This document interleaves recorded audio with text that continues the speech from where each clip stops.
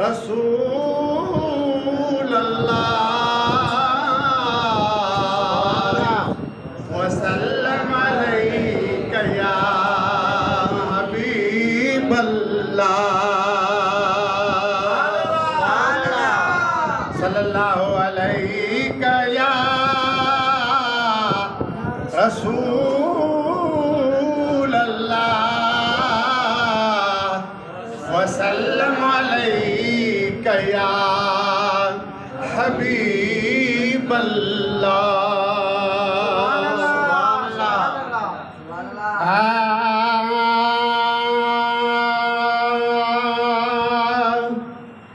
ॾाढा सिंगार करे हज़र शकौरा मुझे महबूब ले आयूं ओ ॾाढा सिंगार करे हज़र शकौरा मुझे महबूब ले आयूं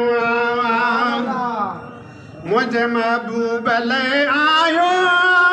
शिवान नवादायो मुझे महबूब ले आयो शिवान नवादायो ॾाढा सिंगार करे हज़र शकौरा मुझे महबूब ले आयो ही मोहम्मद जाम जे ओ शर्म के खा शाम दे ही मोहम्मद जाम जे ओ शर्म के खा शाम दे तके तरफ मड़ तथी तजुली वही हर पासे सब जरकन पयूं जायूं तके तरफ मड़ तथी तजुली वही हर पासे सब जरकन पयूं जायूं सब जरकन पयूं जायूं विसवान नवादायो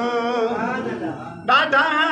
सिंगार करे हज़र शकौरा मुझे महबूब ले आयो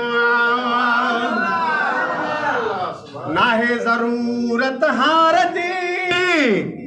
ओ सुनल खेत सिंगार जी नाहे जरूरत हार जी ओ सुनल खेत सिंगार जी रियक जलम साग मिसी ऐं तेल फणी जे पियायो कजल पायूं हो रियक जलम साग मिसी ऐं तेल फणी जे पियायो कजल पायूं पियायो कजल पायूं विसवान नवादायूं ॾाढा सिंगार करे हज़र शकौरा मुझे महबूब ले आयूं सजनता सत पवना पाम सपरी पे तो वञा सजनता सत पवना पाम सपरी पे तो वञा आया बादल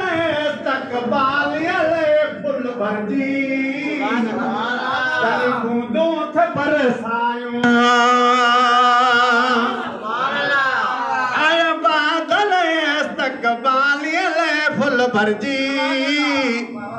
जन बूंदों थे बरसायूं जन बूंदों थे बरसायूं सिवान ॾाढायूं ॾाढा सिंगार करे हज़र शकौरा मुझे महबूब ले आयूं चाहो वठी चवंदा वञनि अमरत पखी लवंदा वञनि चाह वठी चवंदा वञनि आलत पखी लड़दा वञनि हर सासीअ जो है हियां ठरो सदको था साईं आयो तूं सरहायो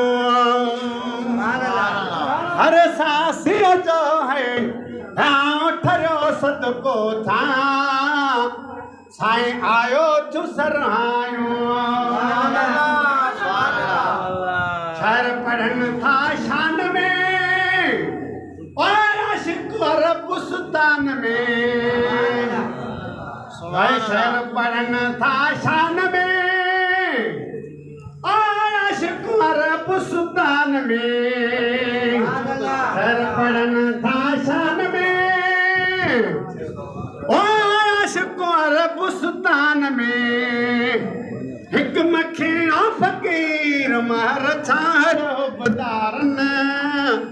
ठाहे नाचूं नयूं गायूं ओ हिक मखीणो फ़कीर महर छाड़ो बदारन ठाहे नाचूं नयूं गायूं ठाहे नाचूं नयूं गायूं ॾिसी वावानीअ न वाधायूं ॾाढा रस प्यार करे अजर शकाऊरा मुंहिंजे महबूब लाइ आयूं अहिड़ो दरगा दिल विच दिल तेरा दे दिल बर तेरा दरबार थी वहा